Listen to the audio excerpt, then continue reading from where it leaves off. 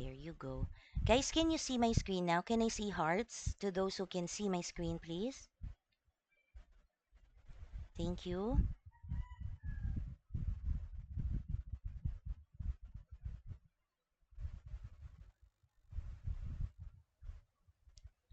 Ayan. So, our topic for today is learning styles. Okay, so that's the topic for prelim. Ayan. So, ma'am, ano ba yung mga learning styles natin? Okay. So every student have their learning styles. We just have to know it, okay, for us to be able to maximize, okay, those styles. Kasi if you don't know how to use your learning styles, you cannot um, parang reach your maximum potential, okay, especially in learning. Okay? So here, there is a VAC learning style.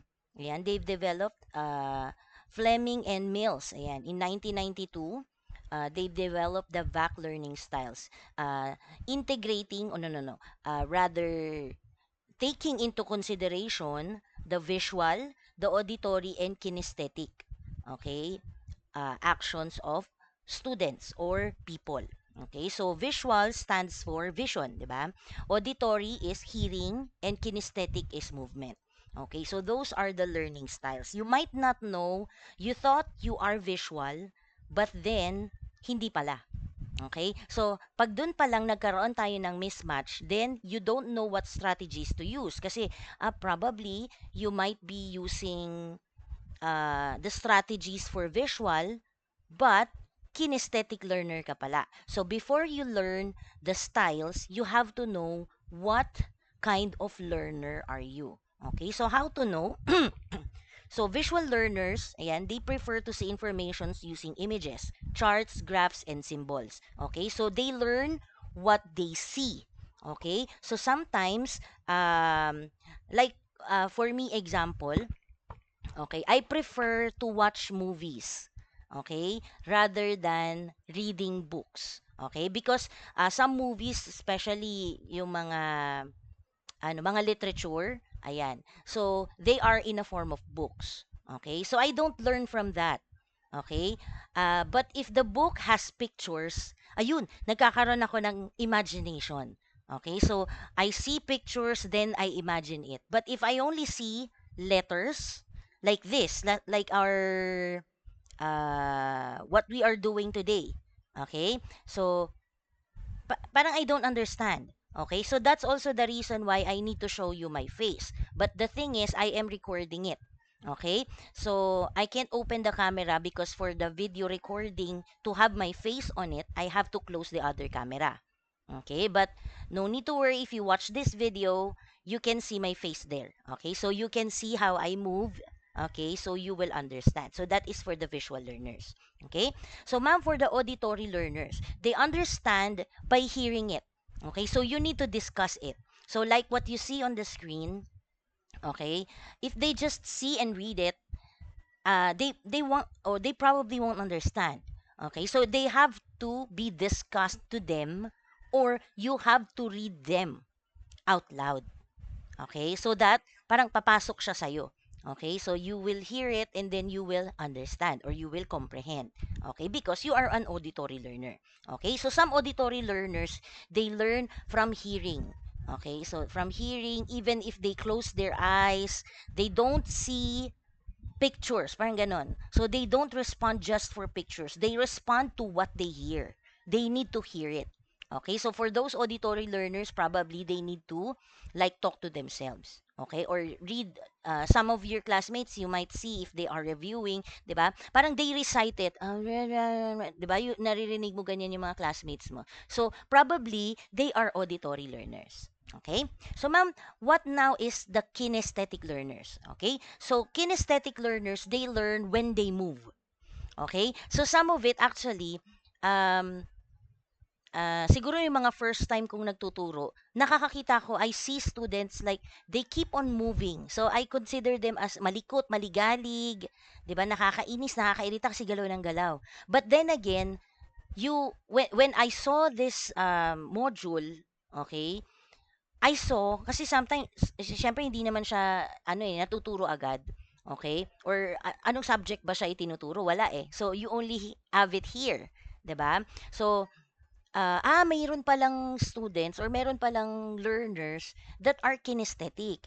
Okay? If they don't move, they won't understand. Okay? So, I also see, because I have a son, he has autism. Okay, so nakikita ko, galaw siya ng galaw, ganto ng ganto yung anak ko eh. Okay, ganyan siya ng ganyan. Okay, so when I read this, okay, and then binasa natin yung buong module, ganyan, nakita ko, okay, so probably they learn when they move. Okay, gaganyan-ganyan siya. Ayan, pero wag kapag tinanong mo, alam niya yung sasabihin niya. Okay? Meron siyang puppet, yung pinipindot, pinipress na ganyan. Okay? I don't know, probably they learn when they are moving. Okay? So they are kinesthetic learners. Okay? So some they need to walk. Okay? They need to talk. Okay? So they are not just auditory learners, but they have to move. So they are moving their probably their mouth or their hands, ganyan-ganyan yung anak ko. They have to stand, they have to move over there, rounds, ganyan. They have to move. Okay? So, they respond specially to workshops. Okay? Not just, learning by reading. So, magagaling sila dun sa mga hands-on activities. Okay? Kaya sometimes siguro magaling sila sa mga gadgets or computers, mga ganyan. Kasi it involves movement. Okay? So, they need to draw, they need to touch something, they need to move. Okay? So, those are kinesthetic learners. Okay? So, hindi naman pag sinabi nating visual learner ka, dun ka lang naglo-learn. Sometimes kasi it's a combination of learning styles. So, you are both visual and auditory. You are both ganto or you are all of them. Pwede yun eh. Okay? So, if you see na, okay, you respond to them, probably you are like that. Okay? So, here are some tips, okay, for you to improve your learning styles if you know what is your learning style. Okay, so meron tayo dito, ah, for example natin, we have strategies for visual. So, they use color coding. Okay, so meron silang mga, um, ang tawag natin dyan, set of, ang tawag natin doon, guys, yung pang color? Highlighters. Ayan. So, meron sila mga may yellow, may green, ayan. So, meron silang color coding. Makikita mo yung classmates mo. Ano ba naman, punong-puno na yung libro niya ng stabilo, 'di ba yung sinasabi natin, mga markers, color markers natin. May mga ganito siya. O kaya, gumagamit siya ng different colors of pen. Probably nga, because visual kasi siya. Mas nagigets niya yung something pag nakikita niya. Kasi meron tayong tinatawag na photographic memory. Yung photographic memory, guys, nakikita niya, pag nakita na niya, naaalala niya, it retains in their mind. Okay? So, yung mga may photographic memory, they are visual learners. Okay? Yun nga lang, yung memory kasi nila is talagang, parang sabihin na natin, exage. To the point na, pag nakita nila yun, naaalala nila agad. Okay? Ganon. Okay? So, para silang mga computer storage, no? Hindi natatanggal sa mata nila. Okay? So, sometimes, na-imagine ko rin kasi yan when I do note writing. Okay? Dun sa notes ko kasi, sometimes, may mapapansin kayo dyan na mga pictures. Okay? Ayan. Na nagdo-drawing ka doon. Ayan. Kasi para pag nagre-review ka, naalala ko, teka lang, nag-drawing ako ng ano dito. Nandyan si Spider-Man. Spider-Man talaga. O, yung mga dinodrawing mo dyan, nag-drawing ako ng heart. Ayan. O kaya, yung parang sa si Maylin Lee, sino dito yung nakapanood ng Turning Red? Ayan. So, yung mga nakapanood ng Turning Red, ayan. Si Maylin Lee, habang nagsusulat siya, yan, never on my mind, oh my, oh my. Yan, ganun siya. Tapos, nag-drawing siya ng boy dun sa tabi. Siya, I said, tapos, ah, stop na tayo doon. Wala na tayo dun sa drawing-drawing ng mga kung ano-ano. Pero, nagdo-drawing siya. Okay? Para yung note niya, parang siyang pinersonalize to fit kung ano yung matatandaan niya during review. Kasi ang bottom line dito, guys, especially board courses kasi tayo, no, BSN. So, kailangan ma-retain sa'yo yun. Kasi ang assessment natin, board exam. assessment natin is pa-multiple choice siya, an exam type. Hindi naman yung assessment is uh, hindi siya pa-workshop yung dating eh. Hindi siya output na ganun eh. Ang output niya pa-exam. So, ang kailangan natin is to train you, 'di ba, to remember things. 'Di ba? Yun yung point natin doon. Okay? So, anong gagawin mo? Okay, so, pilitin natin or gawin natin yung necessary actions para ma-retain sa memory mo yun. So nga, pag visual ka, di mag-drawing-drawing ka ng kung mag-color code ka ng mga ganyan. O kaya, you make flashcards. Okay? So, yung mga flashcards, very, effective yan, especially in your anatomy. Okay? So, ano din kasi si ma'am ng anatomy, yan. So, more on pictures kasi tayo eh, 'di ba? We don't practice naman on cadavers eh. Wala tayo noon. Meron tayo joke only lang yung mga dolls ninyo, mga ganyan. Okay? Pero more on pictures tayo. And also that's the reason why yung mga anatomy books natin, they have pictures. Okay? So, can't you imagine, ito po yung gantong nerve, ito yung ganyan. Asan yun? 'Di ba? You can't see. So, para maalala mo siya or makita mo siya, anong type of bone ito, mga ganyan. Meron tayong long bone, short bone, di ba, mga ganyan. So, parang, okay. Ito yung flat bone, di ba? Yung difference ng flat sa short, mga ganun. Okay? So, dapat nakikita niya, merong visual. Okay? So, meron tayong mga flashcards. Okay? So, ayan nga, sabi ni ma'am, pwede kang mag-add ng images kung sakaling yung iyong book or yung notes mo walang pictures, you add them. You put something to it that you can see. Okay? So, for auditory learners naman, strategies are listen again. So, how can you listen again? Pwede mo siyang i-record. Okay? So, when I was young, nauso naman na before yung nagre-record talaga ng discussions. Okay? Kaya lang nauso ang Data Privacy Act wherein yung mga parang pinagbabawal na yung video recording tsaka yung mga um, ang tawag natin dyan, voice recording, pinagbawal siya. Bakit?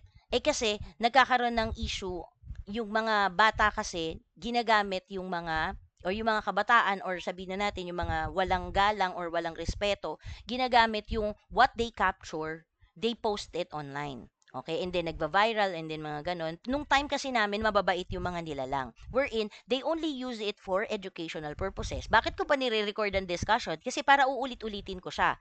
Okay? Hindi dahil hindi ka nakinig. Okay? Kasi sometimes magre-record ka, bakit? Kasi hindi ka nakinig. No. Probably because you are an auditory learner. Kailangan ko kasi siyang marinig. Nag-notes naman ako kasi hindi ko siya masyadong naiintindihan. Kasi pag nagno-notes ka, unless marunong kang mag-steno, no? Yung stenography, um, or napakabilis mo talaga mag-type, mga ganyan, or what, no? Hindi mo isusulat lahat nung sinabi ng professors mo.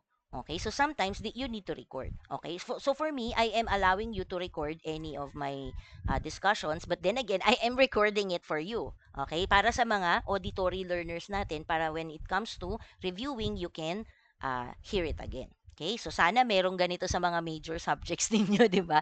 Okay? So actually ako po sa klase ko, sa major subjects ko, ang major subjects kasi ni Ma'am is taxation. So I do record. Okay? Kasi I do understand medyo mahirap intindihin yung subject ko. So they need to what? Hear it over and over again. Okay? Para parang papasok sa utak nila yun. Okay? Kasi hindi natin maano minsan nung time na pumasok ka, especially pag ang pasok mo 7:30 or 7 o'clock ng umaga, di ba? Parang antok na antok ka pa. Parang kahit anong pakinig mo kay ma'am, siguro pag hindi, lalo na pag hindi jolly yung professor mo, no? Ano daw sabi niya? Gaganon-ganon ka na, 'di ba? So, good thing na lang jolly si ma'am. Char, mga ganun. Okay? So, ano pa? Talk to yourselves. That's what I'm talking about earlier. Talk to yourself. Okay? So, pwede siguro look in the mirror o kahit hindi ka na mag-mirror, guys, pwede ka nang um, basta kakausapin mo yung sarili mo or you review out loud. Kasi parang ang point, nagsasalita ka, tas naririnig mo siya. Kasi auditory learner ka. Okay? So, you need to hear. Ganun po ba? Yes. Okay? So, yung iba, kasi uso na yung mga gadgets ngayon. So, yung iba, nire-record nila yung sarili nila. O, yan. So, para may nakikita nila. Ito yung pinagsasasabi ko. Tapos, parang yun yung pinakang lectures nila. Okay? So, yan sa mga auditory learners natin. Okay? So, block out unnecessary noise because auditory learners tend to hear everything. Okay? So parang ano, makikinig ka ba ng music or what or ganto? Kung kaya mong kontrolin, then fine. Okay? What do you mean by kaya mong kontrolin? Na-isolate mo ba, okay, yung sound? Ito lang po yung naririnig ko kasi ako actually meron akong ganung um, siguro style. Okay? Actually hindi ko siya sure kung auditory learner ba talaga siya or sorry, auditory learning style ba siya kasi sometimes if I review, nakikinig ako ng sound or even nanonood ako ng movie. Okay? Pero yung movie papanoorin ko, syempre, alam ko na siya, yung napanood ko na before. Para alam ko yung story. Kasi ang point ko, gusto ko lang may, parang mayroon bang background something. Tapos nagre-review ka, ganyan. So, hindi ko siya ma-imagine kung, ano, or hindi ko siya ma-define. Is that an auditory learner? Learning style? Hindi ko siya ma-sure. Okay? Kasi nagre-review ako dito eh. Gusto ko lang mayroon akong sound background. Okay? So, possible, 'di ba? Oh, ganyan. Okay? What else? Yun nga, nakikinig ka ng music. Yun nga lang, ang catch doon, dapat yung music and movie na pinakikinggan mo or pinapanood mo, you already know it. Kasi, para hindi ka doon tututok. 'Di ba? So, ang tututukan ko kasi yung nire-review ko, background lang dapat sila. Ganun. So, parang siguro, ayun, every time na medyo napapagod ako, pahinga ka ng konti, tas lingon ka dun sa movie na alam mo, 'di ba? Ganun siya. Okay? Or gamit ka ng mga voice cancellation headphones or mga ganun. Ito maganda yung earphone, yung headphones ni Ma'am. Okay? Kasi parang ayan no, nabablock niya yung others. Pero meron yung may voice cancellation mismo. Ito kasi gaming eh. Nagi-gaming ka ba sa laptop mo? Oo, ang gaming ko kasi ano, Plants vs Zombies. Naka-gaming laptop si ma'am, tapos naka-gaming earphone si ma'am. Ayan. Plants versus Zombies lang. Minsan ko pa lang, tapos minsan ko lang siya ginagawa. Hindi, ano lang, maano kasi ako sa music. Okay, so minsan nagre-record si ma'am. So, if na-add mo si ma'am sa Facebook, ayan, panoorin mo yung mga videos ni ma'am. So, yun nga, inaano ko yung, ano, para wala akong naririnig na iba. Okay, so yun yung mga styles natin for uh, auditory learners. Okay? So, ma'am, what if you are a kinesthetic learner? Ano yung mga tips sa'yo? Okay, so meron dito movement breaks. Okay, so yung iba, nagba-bathroom break. Actually, nagba-bathroom break yung iba, hindi naman nagba-bathroom. Gusto lang tumayo. Minsan kasi masakit yung puwet, parang ganun. So, pag naiirita sila na hindi sila gumagalaw, kailangan nilang gumalaw. Okay? So, ikaw, pag teacher ka, kasi may teachers, guys, isipin na lang natin to ha. So, pagbigyan nyo na yung ganyan. May teachers na hindi alam ito. Okay? So, ito, nung unang beses ko tong tinuro, nagulat din ako eh. Okay? So, parang ang point ko dito, meron talagang ganun. Okay? So, pag pinigilan mo yung isang bagay na kumilos, kinesthetic learner siya, then that kid won't learn. Okay? So, ako, okay lang sa akin yung maligalig siya. Okay? So long as you don't disturb others. Okay? Yun lang naman yung point dito eh. Kasi may right ka to move, yung classmate mo may right to learn. 'Di ba? So may right to learn ka din, may right to learn din siya. So wag kayong mag-clash. Okay? So kung gusto mong gumalaw, gumalaw ka mag-isa mo. Okay? Wag mong galawin yung iba kasi hindi kayo pareho ng learning styles. Okay? So kung best friends kayo, BFF, pareho kayo ng learning styles, then good. Okay? Don't disturb others. Okay? Gusto mong gumalaw, ayan, no, create something. Yan sila yung mga mahihilig sa projects, artwork, yan yung mga gusto ng mga kinesthetic learners. Kasi napapractice nila yung skills nila. Okay? They move kasi.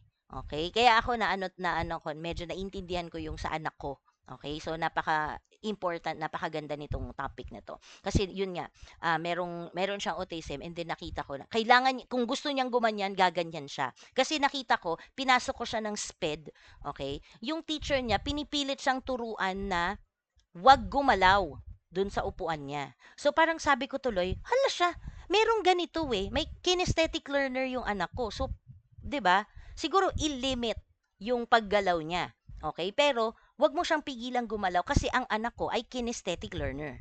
Okay? So, natuwa ako nung nilipat ko siya ng school. Yung isang yung isang teacher niya, naiintindihan, pinagdadala siya ng toy. Okay? Kasi kailangan yung transformer niya, ginagalaw niya. Pero nakikinig yun. Okay? Ano lang yung point mo? Kasi baka ma-distract niya yung katabi. Yung katabi kasi visual. Okay? So, kaya auditory. Ay di naingayan na siya, nagulo na siya, na-distract na siya. Naglalaro kasi yung anak ko ng toy. Tapos siya, tinignan na lang yung toy. So, hindi siya na-learn kasi hindi siya nakafocus do sa teacher niya. Pero yung anak ko, nakikinig siya. 'Di ba? Or natututo siya. Ay, Asan charger ko? Yan. Oh, wait lang ah. Yan. So, yun lang naman. So, meron tayo mga different styles, but they have limitations. Okay? So, long as you know it, di ba? Pwede mo siyang makontrol. Sandali lang ha. Charge ko lang. Yun. Okay. So, ano pa? Meron tayong motion as a tool. Yun nga, yung pag-move from there to there. Yun yung ating mga learning styles. Okay? Ano ba? Nakasaksak po. Ano ba? Okay, so we move now to our next module, which is, ganun pa rin naman. Still learning styles, but then again, ito na yung activities natin. So in here, they will or you will see some strategies. Ayan, nandito yung mga modalities natin. Okay, so when it comes to spelling, anong mga gagawin ng mga, or ano yung mga nakikita ng visual, ng auditory, tsaka ng kinesthetic learners. Okay, o mga hands-on. Ayan. So, ito yung mga styles or strategies rather. Okay? Para matulungan ka if you are doing spelling, reading, ayan o, handwriting, memory, something. Okay? So, hindi ko na iisa-isahin yan, guys, ha? Okay? So, what I'm going to focus now is your activity. So, your activity is actually already published in Canvas. Okay? So, ito po yung sasagutan natin. What kind of learner are you? Kasi sabi natin kanina, di ba? You have to know what learning styles you use or you are most comfortable with. Bakit? Kasi para ma-maximize natin yung ating potential in learning. Okay? Kasi nga, pag merong mismatch, okay, dead ma siya. Okay, masisira siya. Okay, so when you answer this, ayan lang naman, no, i-keep track mo lang yung mga sagot mo. Okay, o, ayan siya. Ayan, when reading, do you, ganito, ganyan. Okay, so yan yan. Sagutan mo lang siya, konti lang yan. And then you answer it. Ano ba yung most nasagot mo? Letter A po ba? Mostly letter B? Or mostly letter C? Then, nandiyan yung sagot. So, if mostly A ka, malamang auditory ka. Pag B daw, visual. Pag C, kinesthetic ka daw. Okay? So, yan yung ano mo. Tapos, magugulat ka, okay. Akala ko kasi visual ako. Yun pala, eto yung sagot. Okay? And then, write your realization. Okay? And then, we also have meron pa tayong yung last natin na activity. Ayan. So, in module 5 natin or week 5, ayan. So, ikaw naman, as a student, okay, ano yung ginagawa mong strategies? Kasi may mga strategies na pinagbibigay sa inyo dito kanina. Okay? But you, for yourself, ano yung strategies mo? Okay? So, pwede kang gumawa ng table dyan, pa-table. Okay? Or pwede namang nakatab lang siya. Para makikita ko lang, ito yung question, ito yung sagot. Ito yung question, ito yung sagot. So, copy and paste ka lang doon. Okay? So long as medyo maintindihan ko. Okay? Kasi pag hindi ko siya maintindihan, okay, mababa yung score natin. Ayoko yun. Okay? Kasi ako, ayokong nagbibigay ng lower than 1. Nox, ganun ba ma'am? Yes. Okay? So, gusto ko puro 1 lang sana yung score ninyo. So, para mapigilan natin yung you follow the instructions. Okay? So, dito, isulat nyo muna yung mga areas here. Ayan. So, tsaka mo sagutan. Okay? So, ganun lang siya. So, any question on our learning styles, guys? So, stop ko na yung recording natin.